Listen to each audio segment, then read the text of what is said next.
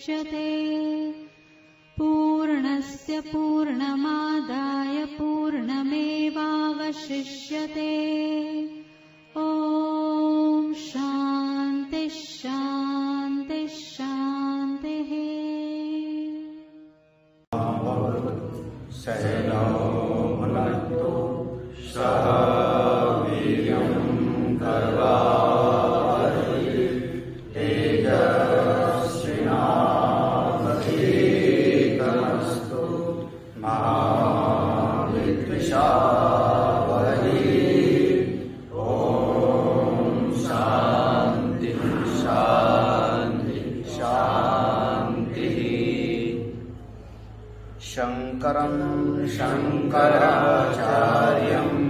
केशवं बादरायणं सूत्रभाष्यकृतौ वन्दे भगवन्तौ पुनः पुनः।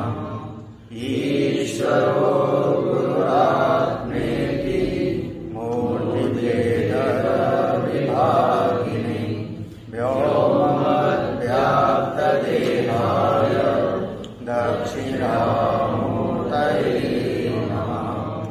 सदाशिवसमारम्भां शङ्कराचार्यमध्यमाम् अस्मदाचार्यपर्यन्तां वन्दे गुरुपरम्पराम्। श्रुतिस्मृतिपुराणानाम् आलयं करुणालयं नमामि भगवत्पादं शङ्करं लोकशङ्करम्।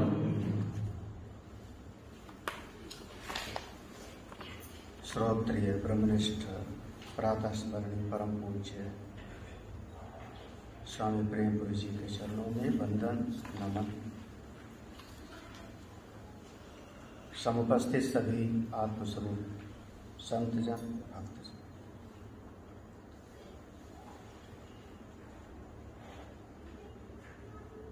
अष्टावक्र महाराज ने विदेहराज जनक को बिल्कुल सीधे स्पष्ट शब्दों में भेद बताया। संसारी व्यक्ति का ऐसा स्वभाव होता है और तत्ववेत्ता का ऐसा स्वभाव होता है। बीच की सीढ़ी की कोई चर्चा नहीं है। जो न तो संसारी है न तत्ववेत्ता है, लेकिन तत्व को जानने का इच्छुक है, साधक है, तो साधक के लिए बहुत ज़्यादा इस पर चर्चा नहीं किया। साधक स्वयं समझ ले, अपनी प्रज्ञा से स्वयं इसका ग्रहण कर ले कि जो सिद्ध महापुरुष के सहज स्वभाव हैं, स्वाभाविक रूप से जो इनकी स्थिति है, वो हमको लाना है अपने से। अन्यथा तत्व का बोध है तो ऐसा जीवन मुक्त है, तत्व का बोध नहीं है तो चाहे वो 2 साल का साधना करने वाला हो, 10 साल का साधना करने वाला हो या 50 साल का साधना करने वाला हो, अगर तत्व का बोध नहीं है तो उसके ऐसे ऐसे लक्षण होंगे। भगवान भाष्यकार कहते हैं, अभिज्ञाते परे तत्व शास्त्र अधीतस्तु निष्फलम्।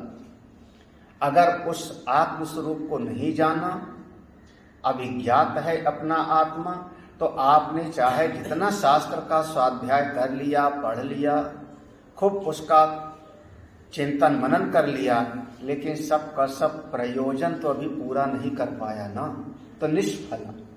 फिर ऐसा वृक्ष हो गया जिसमें फल नहीं आए, ऐसी गाय पाल लिया जिसने दूध नहीं दिया, बच्चा नहीं दिया, तो निष्फल है अगर तत्व ज्ञान हो गया तो। और विज्ञाते भी परे तत्व शास्त्र अधीतस्तु निष्फला। अगर कोई तत्व को जान लिया, आत्मस्वरूप का अनुभव कर लिया, तो अब उसको शास्त्र की कोई जरूरत नहीं रही, अपने लिए समाज के हित के लिए जरूरत है। अब वो शास्त्र का अध्ययन अध्यापन कराएगा, जो साधक हैं, जो अभी संसार में हैं, उनका कल्याण हो इस दृष्टि से, लेकिन उसका अपना तो प्रयोजन पूरा हो गया। तो 2 ही स्थिति है, तत्व का ज्ञान है या तत्व का अज्ञान है। अविज्ञाते विपरे तत्वे, अगर तत्व का ज्ञान नहीं है तो वो कोई भी है, अभी सब का सब अविद्या में है, और तत्व का बोध हो गया तो जीवन मुक्त हो गया। ऐसा जीवन मुक्त कैसा होगा ये समझो। संसारी आदमी जिसको तत्व का बोध नहीं वो कैसा होगा, दोनों के लक्षणों के माध्यम से उपदेश दे रहे हैं। 73वां श्लोक था, 72 श्लोक तक हम लोगों ने श्रवण किया था। हम लोग पढ़ते हैं। बुद्धिर पर्यंत संसारे, माया मात्रं विवर्तते, निर्ममो निरहंकारो, निष्कामा शोभते बुधा,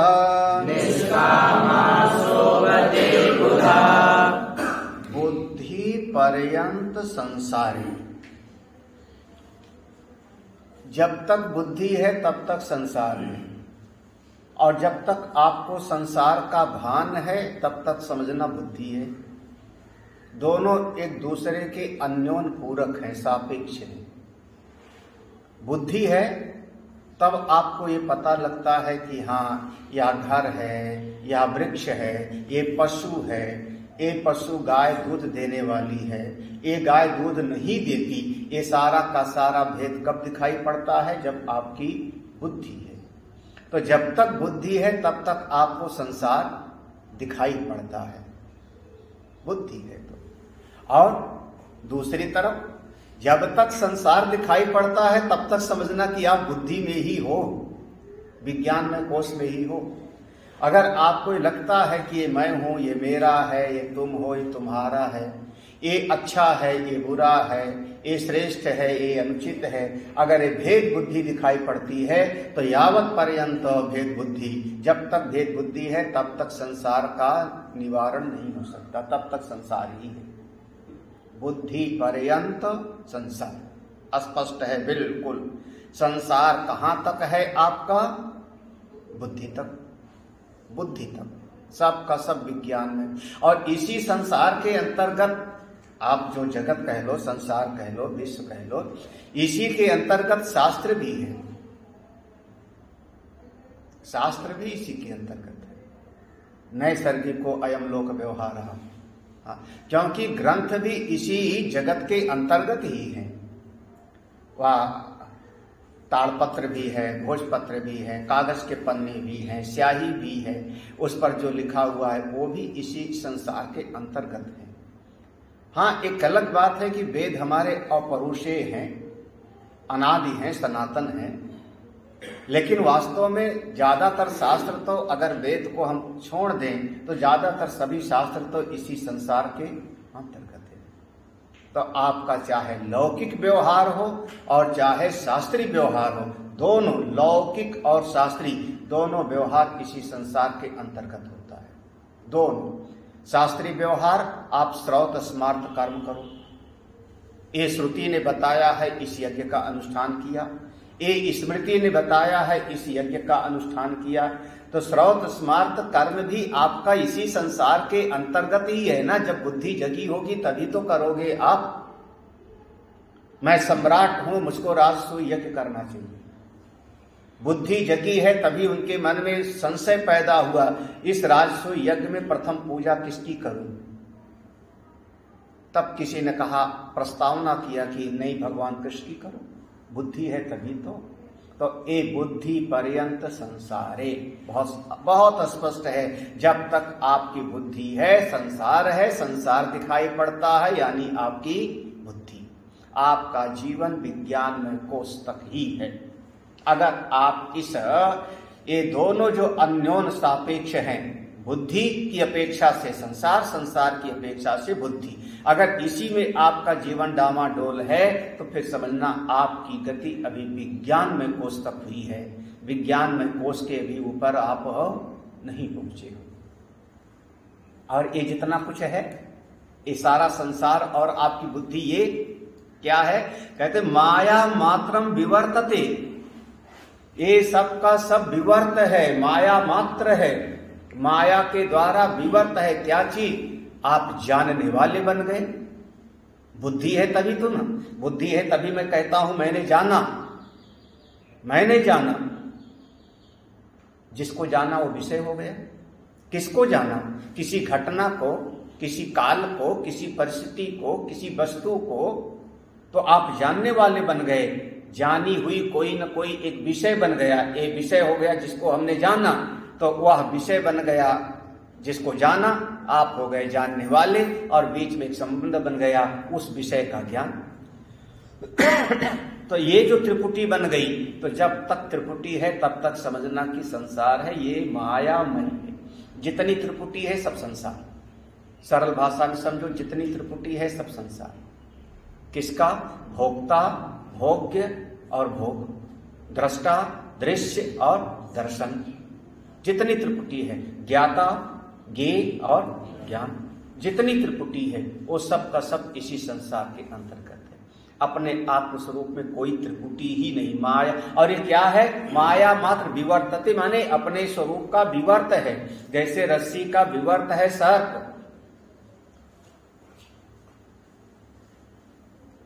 उत्पत्ति नहीं है सर्प की, उत्पत्ति नहीं है।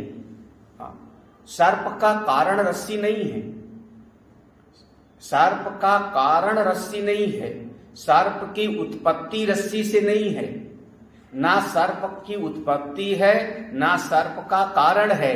वो सर्प रस्सी पर विवर्त है, रस्सी अधिष्ठान है और उस पर विवर्त है।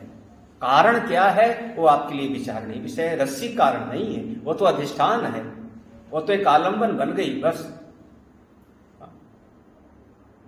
अन्यथा तो सर्प जो अंतःकरण उपहित चेतन ही उसका कारण भी है और वहीं पर सर्प भी है।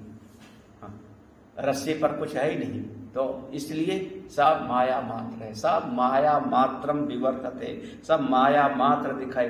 जो दिखाई पड़े सो माया, जो दिखाई पड़े सो माया। ये दुनिया सारी क्या है? माया। अरे एक महामंत्र ले लो, एक ही महामंत्र है साधकों के लिए।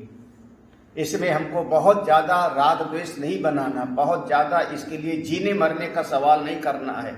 जो दिख रहा है सब माया, जो मिला सो माया, जो बिछुड़ा सो माया, सम्मान है वो भी माया, अपमान मिला वो भी माया, सब माया है। क्यों?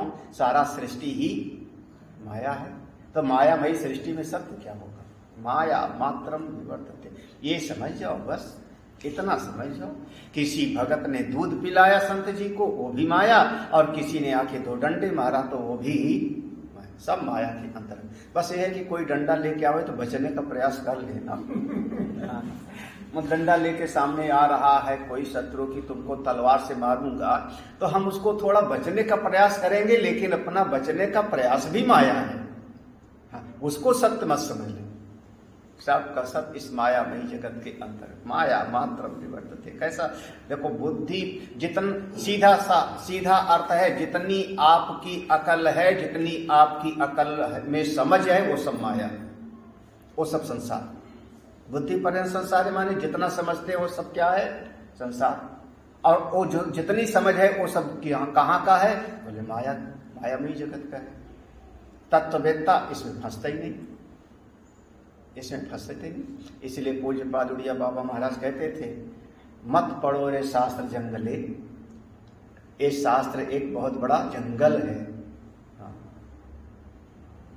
बहुत ज्यादा इसमें फंसने पर भी थोड़ा सा फंसने का खतरा रहता है। शब्द जालम महारण्यम, ये भगवान भाष्यकार का कहा हुआ है। शब्द जालम महारण्यम, ये शब्दों का एक जाल है जो बहुत बड़ा जंगल है, घना जंगल है। फंस गए तो निकलना मुश्किल, कोई योग्य गुरु मिले तभी निकल सकता है। इसलिए बहुत ज्यादा इसमें नहीं फंसना, अपनी निष्ठा में आ जाओ। माया मात्रम विवर्तते, अपने स्वरूप। ये सारा जगत माया, सब का सब। हाँ, कैसे बन जाओ फिर? माया, अगर मायामयी समझ लिया तो चित्त कैसा बनेगा? निर्मम। अगर सब कल्पित है, झूठा है, तो ममता किससे बनाऊं मैं? हाँ, फिर ममता किससे बनाए? कल्पित चीज से, झूठी चीज से। हाँ, अरे मंच पर कोई राजा बनकर के नाटक कर रहा है, मंच पर सिंहासन भी रखा हुआ है, सिंहासन पर बैठता है, बोलता भी है, हे सेवक इधर आओ, धनुष कहाँ है वो ले आओ, सीता कहाँ खड़ी है उनको ले आओ। अब वो राजा जैसे व्यवहार कर रहा है, लेकिन मंच पर वो देख करते हुए भी जानता है कि सब क्या है, नाटक। मंच का पर्दा गिरा, बाहर आया, और जब मंच का पर्दा गिर गया तो वो अभी नहीं कहता मेरा रथ कहाँ है ले आओ। हाँ, अब वो नहीं बोलेगा, सबका सब। वो सिंहासन कहाँ है जो अभी पहना था, मुकुट कहाँ है जो अभी पहना था मंच पर, बोले अब उससे कोई ममता, उसकी मुकुट पहनने हुए भी उसकी ममता उससे नहीं है। क्यों? क्योंकि वो जानता है कि ये सब मंच का है, रंगमंच है, दुनिया एक रंगमंच है, आप अपना रोल अदा करो, मस्त रहो, निर्ममो, कहीं से ममता मत बनाओ। निरहंकारा, भीतर अहंकार भी मत बना लेना। अहंकार, जब मैं कोई बहुत बड़े बड़े काम करता हूं और उसको अपना मान लेता हूं, मैंने किया, तो इसका नाम होता है अहंकार। अहं क्रियते इति अहंकार, मैंने किया, मैं कर रहा हूं और ऐसा मैं कर लूंगा, इसी का नाम होता है अहंकार, निरहंकार। अब वो समझता है कि मैं शरीर ही नहीं हूं, कुछ किया होगा तो शरीर ने किया होगा, मैं तो शुद्ध आत्मा हूं, तो निरहंकार, अहंकार नहीं।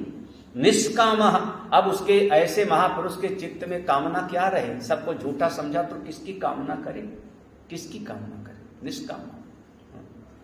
जितने दर्शक बैठे हैं, अगर 500 दर्शक बैठे हैं और रंगमंच पर कोई नाटक देख रहे हैं, सीता स्वयंवर का नाटक देख रहे हैं, तो वो देख के आनंद लेते हैं, लेकिन वहां पर जो सिंहासन रखा है मंच पर, उस सिंहासन को पाने की कामना उनको नहीं होती। वो 500 दर्शक भी जानते हैं कि ये लीला है, राम लीला है, रस लीला है। वो जो सिंहासन रखा है मंच पर, वो जो तलवार रखी है, उसको पाने की कामना उनको नहीं होती, क्योंकि जानते हैं सबका सब नाटक है, माया मात्र। तो निष्काम, निर्ममो निरहंकारा निष्कामा शोभते, ऐसे अपने शोभायमान होते। कौन? बुधा। बुधा माने तत्ववेत्ता, जो अपने स्वरूप को जान गए। ऐसे महापुरुष, ऐसे महात्मा लोग जिन्होंने या ये तद्विदु, इस अपने आत्म स्वरूप को जान लिया, अमृतास्ते भवन्ति। ऐसी अवस्था का नाम ही अमृतत्व की प्राप्ति है। निर्ममः, निरहंकारा, निष्कामा, ये 3 अवस्था आ जाए, 3 वृत्ति आ जाए, इसी का नाम अमृतत्व की प्राप्ति है। ये कभी आपका मरता नहीं है। और एक ऐसे है, देखो, अक्षयं गत संतापम, आत्मानं पश्यतो मुनेः, क्व विद्या क्व वा विश्वम्, क्व देहोऽहं ममेति वा। अक्षयम आत्मानं पश्यतो मुने, जो मुनि ऐसा है, मुनि माने मननशीला, जो मनन करता है, विचार करता है, चिंतन करता है, ऐसा मननशील मुनि आत्मानम अक्षयम पश्यतो, अपनी आत्मा को अक्षय समझता है। अक्षय माने जिसका कभी क्षय ना हो। क्षय किसका होता है? क्षय किसका होगा? जिसके भीतर कोई गुण होगा उसका क्षय हो जाएगा, जिसके भीतर कोई अवयव होगा उसका क्षय हो जाएगा। पेड़ की 10 शाखाएं हैं, अवयव है, तो 2 शाखा को हमने कुल्हाड़ी से काट दिया तो 2 शाखाओं का हो गया क्षय, क्योंकि अवयव है। हाथ पांव को काट दिया आदमी का तो क्षय हो गया, अवयव है। तो वो अपना आत्म स्वरूप, अच्छा गुण है तो दूध में गुण है, लेकिन उसको हमने रख दिया, शाम तक दूध फट गया, तो उसके गुण का हो गया क्षय। तो जिसमें गुण होगा उसके गुण का क्षय हो जाएगा, जिसमें अवयव होगा उसके अवयव का नाश होगा तो क्षय हो जाएगा। अपना मैं आत्म स्वरूप ऐसा हूं, ना तो कोई गुण वाला हूं ना अवयव वाला हूं, मैं तो निर्गुण और निरअवयव, तो मेरा कभी कोई क्षय नहीं। अक्षयम आत्मानं पश्यता, ऐसा वो देखता है। अच्छा, जब ऐसा देखता है तो क्या होगा? गत संतापम। अब उसको कोई संताप, संताप, ताप माने जलना, ताप माने भीतर भीतर उबलना। जैसे गर्मी हो जावे तो शरीर हमारा बहुत कहते हैं तप रहा है, ऐसे जिसका अंतःकरण तप रहा हो, अंदर उबाल उठ रही हो, इसने हमको गाली दिया, छोड़ूंगा नहीं, हाँ, इसने ऐसा बोला, बताऊंगा मौका पड़ने दो, इसने ये किया, क्या करूं क्या करूं क्या करूं, हाँ, क्या करूं। अब आदमी लेटा हुआ है, रात भर नींद नहीं आती और अंदर अंदर ही वो अंदर अंदर जला जा रहा है, इसको कहते हैं ताप। और वो ताप में जब उसका हेतु भी देख लेता है, हेतु माने इसके कारण मैं दुखी हो रहा हूं, उसका हेतु कारण उसका सब उसमें विचार करने लगता है, तो उसको हम कहेंगे संताप। ताप माने जलना, चित्त का अंतःकरण की ज्वलनात्मक वृत्ति, और उसमें जब उसकी बुद्धि जब दुखी होता है ना, तो उसका सब का सब विचार भी करता है, ये आदमी अगर ऐसा ना बोला होता तो मैं दुखी नहीं होता। तो हेतु मान लिया, हमारे ताप का हेतु कौन हो गया? ये परिस्थिति हो गई, ये अमुक घटना हो गई, मौका पा जाऊं तो उसके सारे दांत तोड़ दूंगा। ये क्या हुआ? हम अपने कल्पना कर रहे हैं, तो ये सब का सब चित्त वृत्ति में आ जाता है और आपकी सारी रात की नींद गायब हो जाती है। इसी का नाम होगा संताप। जब आपके दुख का कारण भी आप ढूंढ लेते हो मन से इसी जगत में, और उसको लड़ने का तरीका भी ढूंढते हो, सब कुछ करने लगते हो। कहां पर? कमरे में बैठे बैठे, हाँ, कर कुछ नहीं रहे हो, बाहर कुछ नहीं रहे कर रहे हो, लेकिन कमरे में बैठे बैठे कर रहे हो, तो क्या हो गया? अब संताप। तत्ववेदता के अंतःकरण में ऐसा कोई संताप नहीं, गत संतापम, उसके भीतर ज्वलनात्मक वृत्ति नहीं होती। यह संताप ऐसे समझ लो जैसे दशरथ महाराज का है। दशरथ महाराज के चित्त की अवस्था को आप संताप में डाल के देख सकते हो। राम जी जंगल गए हैं, चित्त उनका दुखी हो रहा है, अब उस दुख का कारण भी ढूंढ लिया उन्होंने ना। कौन है कारण? कैकेयी। अगर कैकेयी वरदान न मांगती तो मैं दुखी ना होता। उपाय क्या है? कैकेयी को जात उसको मैंने आज त्याग दिया, कैकेयी के महल को छोड़ करके, और फिर कौशल्या के महल में आ जाते हैं। फिर उपाय क्या है? राम ना लौटे तो भी अगर सीता ही लौट आवे, सुमंत्र ऐसा कहते हैं, सुमंत्र अगर सीता भी लौट आएंगी तो भी मैं जीवित। ये सब चारपाई पे पड़े पड़े जिसका चित्त अपनी एक कल्पनाओं में रमण करता है, समझना वो संतापित है। तत्ववेदता के चित्त में कोई संताप नहीं होता। गत संतापम, गत संतापम। क्रिया सब करता है, जैसे पहले कहा था, पश्यन, श्रुवन, स्पर्शन, जिघ्रन, वो क्रिया करता है, लेकिन संतापित नहीं होता, अंतःकरण साफ। इसी को कबीर साहब कहते हैं, ज्यों का त्यों धर दीन चदई, दास कबीर ने ऐसी ओढ़ी, ज्यों का त्यों धर, अंतःकरण बिल्कुल बराबर है। अब ऐसे महापुरुष के लिए, तत्ववेत्ता के लिए क्या विद्या? अच्छा, अब जो ऐसा महापुरुष है जिसका अंतःकरण ऐसा बिल्कुल परम शांत है, अंतःकरण में कोई संताप नहीं, बाहर से जो घटना आती व्यवहार कर लेता है, उसको कोई ज्ञान देवे? आओ आओ तुमको हम ब्रह्म ज्ञान सुनावे। क्या क्या ज्ञान दे? हाँ? अरे क्या बीमारी हो तो उसका इलाज करे ना, बीमारी हो तो इलाज करें, भ्रम हो तो मिटावें, अध्यास हो तो हम उसको विवेक दें जिससे उसका मिट जावे। वो तो अपने स्वरूप में बैठा हुआ है, हाँ, बिल्कुल अपनी महिमा में विराजमान है। अब उसको क्या विद्या, कौन ज्ञान देगी? मतलब वो साक्षात ब्रह्म स्वरूप है। हाँ, भले हमारी भाषा नहीं आती हो उसको, भले हो सकता है वो प्रक्रिया का ज्ञान उसको नहीं है कि 5 कोष क्या है कि 3 शरीर क्या है, लेकिन भीतर वो अपने आनंद में, अपनी महिमा देख रहा है, सारा जगत ब्रह्म में। तो क्या क्या विद्या, क्या वा विश्व? अब उसको जगत ही दिखाई नहीं पड़ रहा, किसका निषेध करोगे? ब्रह्म विद्या में निषेध ही तो करना होगा, नेति नेति, हाँ, या मैं नहीं हूं, या मैं नहीं हूं, नेति नेति करना होगा। पहले दिखाई पड़े तब तो नेति करो। निषेध करने के लिए भी पहले उसकी सत्ता को स्वीकार करना पड़ता है। जिसकी सत्ता को आप स्वीकार करोगे उसी का आप निषेध करोगे। ये जो दिखाई पड़ रहा है, चूंकि ये झूठा है इसलिए सही नहीं है, चूंकि ये दृश्य है इसलिए ये आत्मा नहीं है। तो पहले वो दिखे, उसकी सत्ता को मानो, तब निषेध करोगे ना। अब इस जगत की सत्ता को स्वीकार नहीं करता, क्या विश्व है कहां? किसका निषेध करे? किसका निषेध करे? अब क्या ब्रह्म विद्या, क्या विश्व?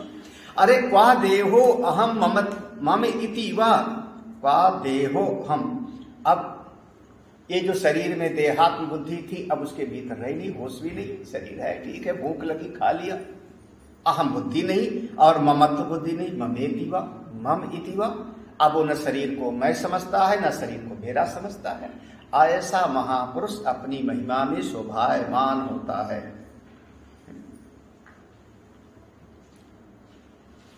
तो ये तो ज्ञानी हो गया। ज्ञानी महापुरुष तो ऐसा अपनी महिमा में रहता है। जगत को माया मात्र समझ लिया, जगत को माया मात्र समझा और अपने स्वरूप में अक्षय तत्व में जाके स्थित हो गया। संताप समाप्त हो गए उसके, बुद्धि से परे चला गया, बुद्धि और बुद्धि के विचारों से परे चला गया। ये तो तत्ववेत्ता की स्थिति हो गया। संसारी आदमी देखो कहते हैं, अब देखो फिर संसारी की बात करते हैं, दोनों का बिल्कुल एक दूसरे का ऐसे चल रहा है। निरोधादीनि कर्माणि, निरोधादीनि कर्माणि जहाति जड़ धीर यदि, जहाति जड़ धीर यदि मनोरथान् प्रलपांश्च, मनोरथान् प्रलपांश्च कर्तुमाप्नोति तत्क्षणात्, कर्तुमाप्नोति तत्क्षणात्। जड़धी यहां पर है ना, एक जगह पर जड़धी, जड़धी माने जिसकी बुद्धि जड़ है। हम जड़ बुद्धि समझ लो, ऐसा कहते हैं कि जिसकी बुद्धि जड़ वस्तुओं से तादात्म्यपन्न कर लेती है, समझना उसी की बुद्धि का नाम हो गया जड़ बुद्धि। जड़ बुद्धि का और बहुत अलग तरीके से इसका विश्लेषण करना चाहें तो करें, लेकिन सबसे सरल तरीका, जो जगत में जड़ वस्तु है उस जड़ वस्तु के साथ बुद्धि जाके चिपक गई और उसी के साथ में उसी जड़ वस्तु का सवेरे से शाम तक चिंतन मनन विचार करने लगे तो हम उस बुद्धि को कहेंगे जड़ बुद्धि। हाँ, खेत जड़ है कि चेतन? खेत है जड़ है कि चेतन? पेड़ जड़ है कि चेतन? धन जड़ है कि चेतन? गहना जड़ है कि चेतन? हाँ, सब शरीर भी, हाँ, आत्मा चेतन है लेकिन शरीर तो जो इस जड़ वस्तु के साथ में अपनी बुद्धि को चिपका देवे, तादात्म्यपन्न हो गया, समझना उसी की बुद्धि का नाम है जड़ बुद्धि। बस एक घर मेरा है, उसी को सवेरे से शाम तक सजाया जा रहा है। ये राम 2 कमरे का घर, 3 कमरे का घर बंबई में फ्लैट मिल जावे, उसी घर में कभी यहाँ तितली लगावेगा, कभी वहां का सोफा उठा के बगल में रखेगा। राम जिंदगी उसी में बीत जाती है। हाँ, क्या है? जड़ वस्तु के साथ। फिर सवेरे एक कपड़ा पहनेगा, दोपहर में दूसरा कपड़ा पहन के जाएगा, फिर शाम को लगेगा अब शाम को वही ड्रेस क्यों पहने, फिर शाम को तीसरा ड्रेस पहन करके जाएगा चौपाटी घूमने। क्या हुआ?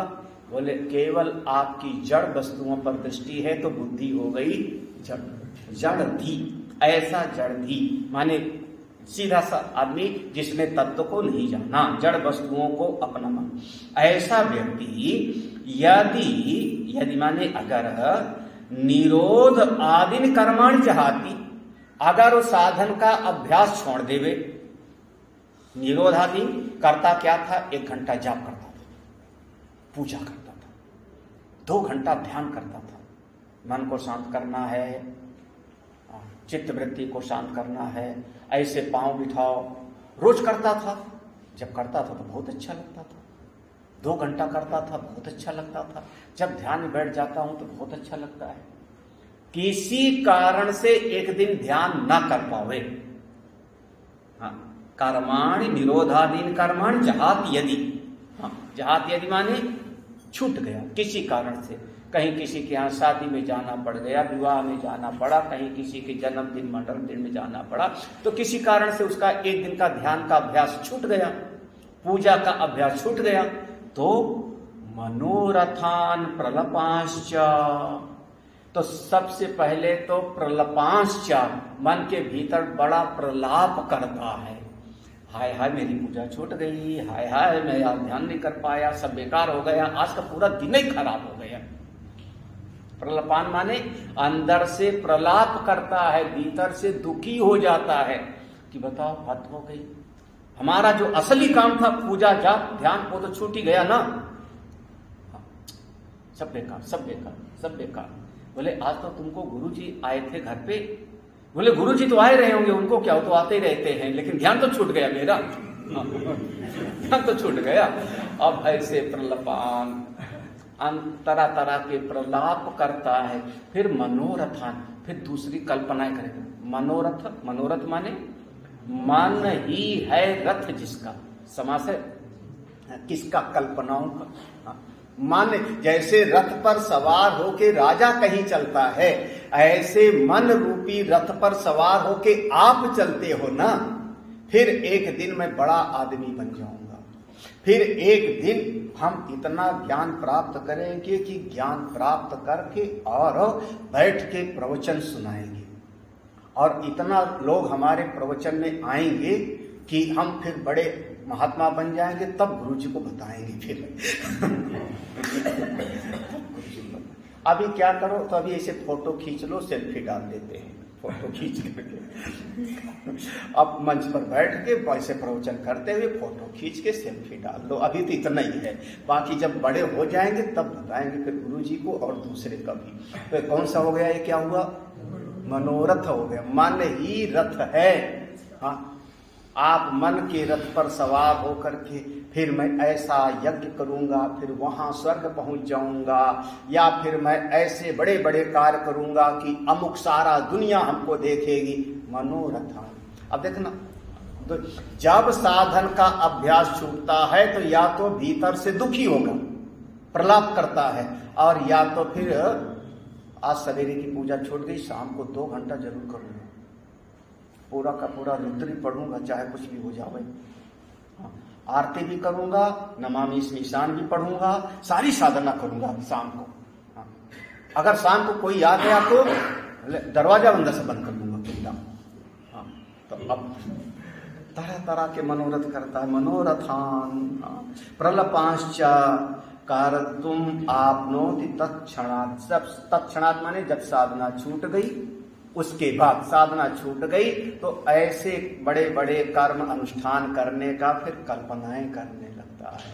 या लगभग साधकों के जीवन में होगा, साधकों के जीवन में होता है। और कोई अरे वृंदावन चला जावे, बड़े तीर्थ में चला जावे, वहां तीर्थ में जा करके 2-4 जगह देख के चला आया, और कोई वहां के जानकार उस स्थान के मिल गए, उस स्थान के जानकार मिल गए, और उन्होंने कहा अमुक जगह का दर्शन किया कि नहीं तुमने,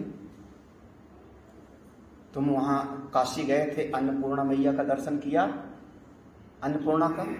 उसने कहा नहीं, शंकर जी का दर्शन किया, गंगा जी में नाव से घूमे थे, गंगा जी में नाव से घूमे थे, शंकर जी का जल चढ़ा दिया था, अन्नपूर्णा का दर्शन नहीं किया, तब तो सब बेकार हो गया तुम्हारा। अब उसके बाद इतना दर्शन करके आया था और दिल उसका बस हाय हाय हाय हाय, अगले साल फिर जाएंगे काशी, कुछ छोड़ेंगे नहीं, सब दर्शन करके आएंगे। तो ऐसे कल्पनाओं का जाल खड़ा करता है, या फिर मन के भीतर दुखी होता है। और कई लोग बढ़िया ऐसे बता भी देंगे, अच्छा तुम हरिद्वार गए थे, हाँ दक्ष प्रजापति के मंदिर देखा था, दक्षेश्वर मंदिर, बोले वो तो रह ही गया। बोले फिर क्या दर्शन किया तुमने, फिर क्या दर्शन किया। उनसे कहा अरे हर की पौड़ी में स्नान किए, हाँ चोटी वाला के यहाँ चोटी खाए, पूड़ी कचौड़ी खाए, झूले पे बैठ करके, और रोप वे से हम मनसा देवी चले गए थे, चंडी देवी चले गए थे, दर्शन कराए थे। बोले दक्षेश्वर मंदिर नहीं गए तो सब बेकार। अब बेचारे के मन में फिर कल्पनाओं का जब अगले साल जरूर जाएंगे, हाँ, तो ऐसे शुरू हो जाता है। और कई बार ऐसे कल्पना होती, अब इस बार तो कुंभ चला गया, इस बार के कुंभ में सोचा तो था कि जाएंगे, और जब कुंभ होगा तो वहां पर बड़ा बड़ा स्नान करेंगे, बड़े बड़े संतों का दर्शन होगा, संन्यास मिलेंगे। कुंभ बीत गया, अब क्या करें, कोरोना के कारण नहीं जा पाए, अगला कुंभ छोड़ेंगे नहीं। तत्क्षणात देखो, तत्क्षणात बिल्कुल क्या, ये किसका, जड़धी, ये उसकी बात है जिसकी बुद्धि जड़ वस्तुओं से जुड़ी हुई है। फिर अगर वो अभ्यास वगैरह छूट जाता है तो वैसे या तो मन से दुखी होगा या बड़ी बड़ी कल्पनाएं करता रहता है। तत्ववेत्ता ऐसा नहीं होता, तत्ववेत्ता तो महिमा में रहता है। हुआ बहुत अच्छा, यदा यत्कर्तुम आयाति, ये हमारा सूत्र है, महावाक्य समझ लो। जब जब जो काम आया किया, तत्कृत्वा आस्ते यथा सुखम, उसको किया और अपनी मौज में रहता है।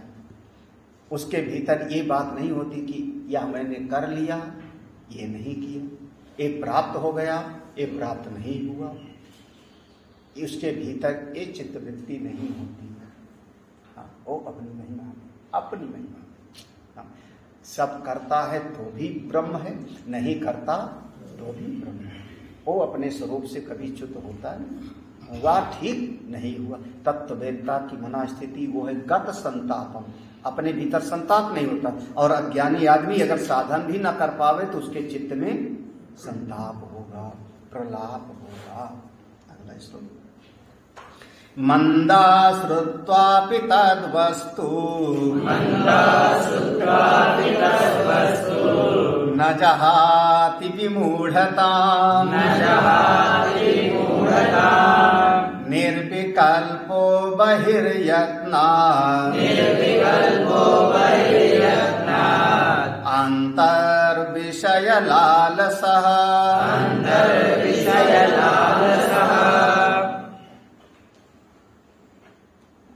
बढ़िया बढ़िया उसको पदवी दी गई। कौन सी पदवी? मंदा। कैसा है वो? मंद बुद्धि वाला है, मध्यम भी नहीं है, उत्तम भी नहीं है। बुद्धि कैसी है? मंद। अब वो आ गया, बैठ गया, किसमें? उपनिषद का सत्संग सुनने के लिए। बृहदारण्यक उपनिषद चल रहा था और वहां पर आ गया। बुद्धि है कुंद, बिल्कुल चाहे जितना उसको चमकाओ लगती नहीं, मंद बुद्धि है। तो वहां बैठ गया। अब वहां बृहदारण्यक उपनिषद में सुनाया जा रहा था, अयम आत्मा ब्रह्म। ये जो अपना आत्मा है ना, वही ब्रह्म है। तो क्या कहता है? मंदः श्रुत्वा अपि, मंदः श्रुत्वा अपि, सुनने के उपरांत भी, तद्वस्तु न जहाति, जो मिथ्या वस्तुओं हैं उनसे ममता को नहीं छोड़ पाता।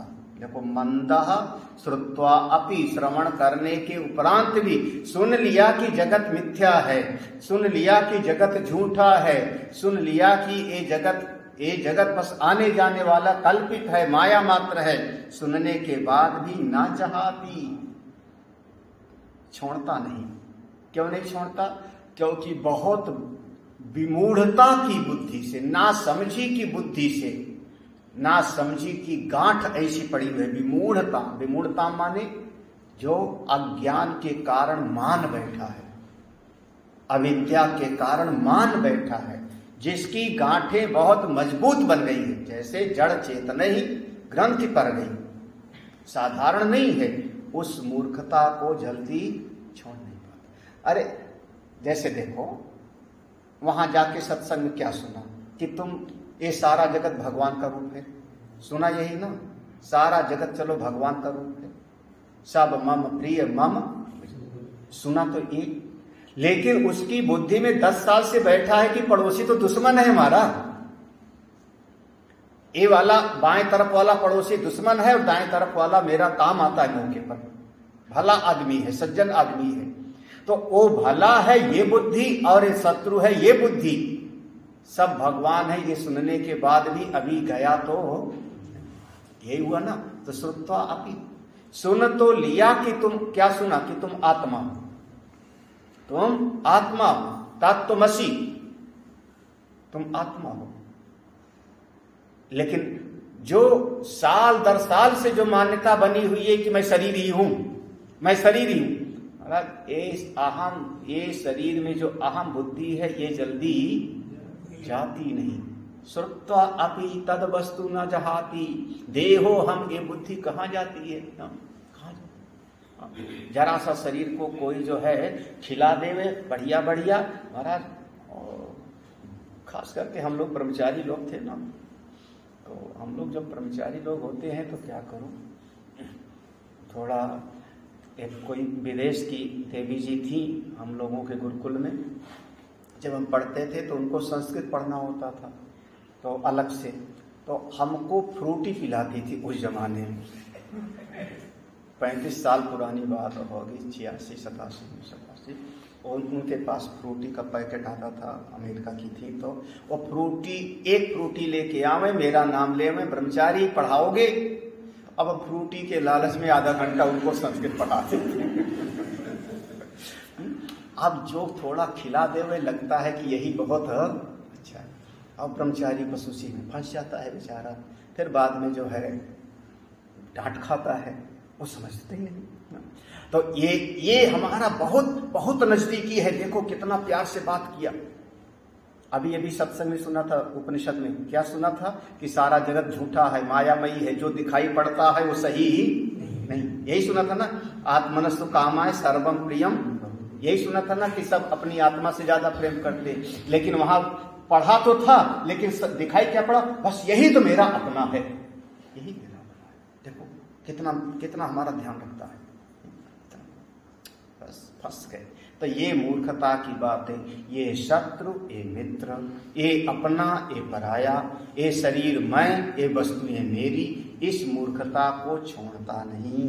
मूर्ख आदमी, सीधा सा मूर्ख आदमी, ना समझ आदमी ज्ञान की बातें सुनकर के भी छोड़ता नहीं। इसको फिर तोता से दृष्टांत देते हैं, बंधे कीर मरकट की। हाँ, कैसा कैसा होता है देखो। निर्विकल्पो बहिर्यत्नात्, कभी कभी बहिर्यत्नात्, बहिर्यत्नात् माने गुरु जी ने कहा बैठो, बहिर्यत्नात् बाहर से प्रश्न करने पर, गुरु जी ने कहा बैठो, बैठ गया। गुरु ने कहा कमर सीधी करके बैठो, पता नहीं कैसे बैठते हैं, कमर टेढ़ा कर लेते हैं। अरे साधक हो, कमर सीधी करके बैठो।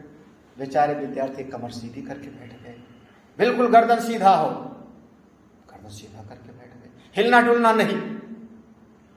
अब गुरु जी के पास बैठे हैं, गुरु जी डांटे ना, तो इस प्रयत्न से कभी कभी थोड़ा मन शांत हो जाता है। निर्विकल्प बहिर्यत्नात्, बाहर से जब कभी कोई प्रयत्न किया गया तो थोड़ा थोड़ा मन कभी कभी शांत होता है। हाँ, ध्यान वगैरह में अब गुरु जी कुछ बोले, बिठा रहे, बैठो, ऐसे करो। गुरु जी ने कहा, कुछ शब्द बोला, तुम शरीर नहीं हो, और उसके बाद 2-4 मिनट शांत हो गए, कुछ बोले नहीं। हमारा ध्यान हुई था अब क्या बोलेंगे, अब क्या बोलेंगे, आंखें बंद हैं, ध्यान में बैठे थे, बड़ा सोच रहे थे भीतर भीतर अब क्या बोलेंगे। उस समय थोड़ी देर के लिए मन शांत हो गए। बाहर से प्रयत्न करने पर कभी भावना का उद्रेक हुआ, कभी विवेक का उद्रेक हुआ, कभी श्रद्धा की भावना से हमारा मन शांत हो जाता है निर्विकल्प। कभी कभी आप भगवान की पूजा कर रहे हैं, इतना भावा विभोर हो गए कि मन का चलन बंद हो गया, डूब गए, शांत हो गए। लेकिन इसके बाद भी समझ लेना कि अभी भीतर से संसार की विषयों की कामना मिटी नहीं है, शांत हो गई, दबी है वो सब दबी हुई हैं। कैसे? जैसे आप कुर्सी पर बैठ जाओ तो उसके अंदर जो स्प्रिंग है वो दबी, मिटी नहीं है। जैसे मौका पाएगा वो स्प्रिंग और दूसरे तेजी से उछाल मारेगी। बिल्कुल ये आपने अपने प्रयास से, सदगुरु के प्रयास से, शास्त्र की कृपा से आपने प्रयत्न किया तो मन आपका थोड़ा निर्विकल्प हुआ, शांत हुआ। लेकिन भीतर से अभी बहुत सारी इच्छाएं बनी हैं, बहुत सारी इच्छाएं। रसवर्जम रसोप्यस्य परम दृष्ट्वा निवर्तते। हाँ, जो भीतर से विषयों का रस है, रस विषयों का रस है वो भीतर से जाता नहीं। कई बार तो मन शांत हो गया, बिल्कुल निर्विकल्प होके साधक बैठ गया ध्यान की जैसी अवस्था में, अचानक भीतर से कोई न कोई याद आ जाएगा, कोई भोजन की चीज, वस्त्र की चीज, वस्तु, परिस्थिति, कहीं जगह की चीज याद आ जाएगा और आपका ध्यान आदि टूट जाएगा। तो प्रयत्न से निर्विकल्प की अवस्था कभी कभी कुछ क्षण के लिए आती है, लेकिन भीतर से लालसा, अंतर विषय लालसा, अंतर विषय लालसा माने भीतर से विषयों का जो कामनाएं हैं वो ज्यों का त्यों शांत बैठी रहती हैं। मौका पाने पर वो सब का सब उद्भूत हो जाती हैं, प्रकट हो जाती हैं। तो ऐसे ही साधक के जीवन में चलता रहता है। सुनता है बेचारा, सुनता है, सुन करके समझ में भी आता है, बात सही है, करना भी चाहिए, लेकिन वो जो मन की पकड़ है उसको छोड़ने के लिए तैयार है। लगभग साधकों का है ना जहाती विमूढ़ताम, अपने मन की जितनी समझ है वो सब माया मात्र है ना, संसार के अंतर्गत ही तो है। आपकी जो अच्छे और बुरे की धारणा है यहां पर है, वो शायद आपका नेपाल में अलग अच्छे बुरे की धारणा हो जाएगी। वो शायद दक्षिण भारत में जो हम अच्छा समझते हैं, शायद दक्षिण भारत में उसको ना समझे कोई। सबका सब देश काल और परिस्थिति के अनुसार होता है। तो क्या है, सारा जगत सब झूठा, तो जगत झूठा तो आपकी समझ सच्ची नहीं हो सकती। जगत के अंदर की ही समझ है, इसी जगत के अंतर्गत है। तो जगत भी झूठा, आपकी समझ भी झूठी। इस मन की पकड़ को तोड़ो। जो मन की पकड़ को छोड़ सके, इसी का नाम आग्रह है, दुराग्रह है। विचारों की पकड़ छोड़ सको तो अपने भीतर बैठ जाओ, आनंद। देर थोड़े है, कैसे? ज्ञान के बल से ले आओ। अब अगला देखो, अब फिर तत्ववेत्ता की बात आई। ज्ञानात् बलित कर्मायो, ज्ञानात् बलित कर्मायो, लोक दृष्ट्यापि कर्म कृत्, लोक दृष्ट्यापि कर्म कृत्, नाप्नोत्यवसरं कर्तुं, नाप्नोत्यवसरं कर्तुं, वक्तुमेव न किंचन, वक्तुमेव न किंचन। स्पष्ट है। ज्ञानात् बलित कर्मा यो जो महापुरुष, यह माने जो महापुरुष, जो कोई तत्ववेत्ता महापुरुष ज्ञान के बल से, ज्ञान के बल से जिसने कर्म के बीज को सारा का सारा गला दिया। ज्ञानात् बलित कर्म, जो कर्म है वो कर्म का हेतु कोई न कोई संस्कार होता है, वासना होती है। कर्म हेतु कामस्यात्, तो कर्म का हेतु कामना होगी। कामना कहाँ से बनती है? संस्कारों से, वासनाओं से। और फिर वो कर्म करोगे तो उससे संस्कार पड़ेगा, फल मिलेगा। तो कर्म का हेतु और कर्म का फल, ये सब को जिसने ज्ञान बल से भस्मीभूत कर दिया, सब का सब भस्मीभूत कर दिया। ज्ञानात् बलित कर्म। अब मतलब भीतर कुछ नहीं है, अब उसके अंतर जगत में कुछ भी नहीं, कुछ नहीं। लेकिन लोक दृष्टिया अपि कर, लोक की दृष्टि से करता है, रहता है। हाँ, भीतर से कोई चाह नहीं है। भगवान श्री कृष्ण कभी सिंहासन पे नहीं बैठे, ना मथुरा में सिंहासन पे बैठे, ना द्वारका में सिंहासन पे बैठे, ना इंद्रप्रस्थ में सिंहासन पे बैठे। सब करते हैं, सब करते हैं, लेकिन सिंहासन पर कभी उग्रसेन बैठ रहे हैं, कभी धर्मराज युधिष्ठिर को बिठा रहे हैं। वो राजा बनाते हैं, राजा बनते हैं, सब कर रहे हैं, सब कर रहे हैं। निर्णय उनका चलता है, निर्णय उनका चलता है, लेकिन बिल्कुल अपने आप को तटस्थ किए हुए, अपने आप को तटस्थ किए हुए। लोक दृष्टिया अपि कर्म, लोक दृष्टि से लोग कहेंगे वो कर्म कर रहे हैं, देखो घोड़े हाँक रहे हैं और राक्षस का वध किए, बिल्कुल। लेकिन अपनी दृष्टि से पूछो तो वो भीतर उनके कोई कामना है, कोई चाह नहीं, कोई कामना नहीं, तो कुछ करना। ज्ञानात् बलित कर्मायो, ज्ञान के बल से जिन्होंने अपने कर्म का हेतु कामना होती तो कर्म करते हैं, कामना का हेतु वासनाएं इच्छाएं, वासनाएं ये हेतु हो गया, और कर्म का फल होता है दृष्ट फल और अदृष्ट फल, संस्कार रूप में अदृष्ट फल पड़ता है। इन सब को हेतु और फल के साथ कर्म को बलित कर दिया, गला दिया, सब करते रहते तो ना आपनोति अवसरम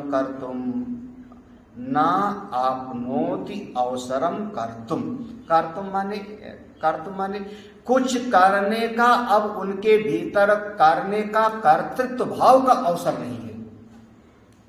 भीतर ना आपनोति कर्तुम अवसरम माने कर्म के कर्ता भाव का कोई जगह ही नहीं। अवसर कहते हैं जगह। हाँ, शरीर से कर्म हुआ और भीतर कर्ता भाव को बैठने की कोई जगह नहीं। ना आपनोति अवसरम, ना आपनोति अंतःकरण में अवसरम, ना आपनोति कोई जगह ही नहीं है कर्ता भाव के बैठने की। अब ऐसे महापुरुष करते हुए भी कुछ नहीं करते। हाँ, ना आपनोति अवसरम करते। हाँ, वो भीतर से कभी कहते नहीं ऐसा मैंने कर दिया तुम्हारे लिए, ऐसा मैंने कर दिया, अपनी मौज में रहते हैं। अच्छा, वक्तुम एव न किंचन, लोग वक्तुम एव माने अब उनको कुछ कहने को भी बाकी नहीं रहा, क्या कहें क्या बोले, ना करने को कुछ रहा और ना कुछ वक्तुम एव। हाँ, मैंने उसको ऐसा मंत्र बताया कि उसका उद्धार हो गया, ये भी कुछ नहीं है, अपनी महिमा में ज्यों का। मतलब अब वो वास्तव में जो ऐसे महापुरुष हैं वो पूरी तरह से उनका अंतःकरण कर्तृत्व और भोक्तृत्व से मुक्त है, और शरीर सब करता रहता है। क्या उनकी महिमा है, शरीर करता रहता है। एक तत्ववेत्ता सन्यासियों की बात है, शरीर कर रहा है, शरीर को भूख लगी, भोजन किए, लेकिन वो खा नहीं रहे, क्योंकि वो अभोक्ता है।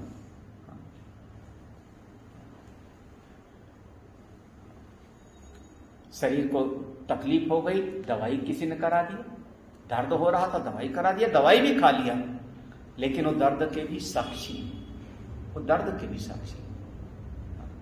तो वो हमेशा अपने साक्षी भाव से कभी च्युत नहीं होते। ठीक है, हाँ, सब करते हुए भी देखो, इसीलिए ऊपर की पंक्ति में कहा था लोक दृष्टया कर्मकृत अपि, कर्म करते हुए भी, लौकिक दृष्टि से कर्म करते हुए भी वो भीतर से अकर्मा है, कुछ नहीं करते हैं, अकर्ता भाव में। उनके भीतर अंतःकरण में कर्ता भाव के बैठने की जगह ही नहीं, कुछ कहने का ही नहीं, न करता न भोगता न बोलना, कुछ नहीं, क्यों का क्यों। ये तो अपने आनंद की अवस्था है, उसमें रहते हैं। अब ऐसे महापुरुष के लिए कह दो महाराज आप ज्ञानी हो, महाराज क्या कहें, ज्ञानी हूं। महाराज कहें ज्ञानी हूं।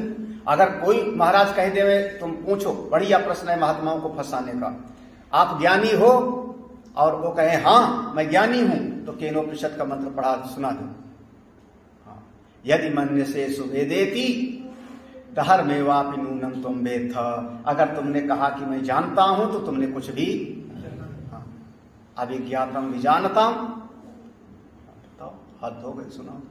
और महाराज कहें कि मैं अज्ञानी हूं, नहीं जानता हूं, तो अपने मुखे से कह रहे हो कि मैं अज्ञानी हूं, तो आपके पास क्यों प्रणाम करूं, फिर मैं जा रहा हूं। महाराज क्या कहें, ज्ञानी कि अज्ञानी। पूज्यपाद उड़िया बाबा से पूछा, महाराज आप ज्ञानी हो, ज्ञानी हो।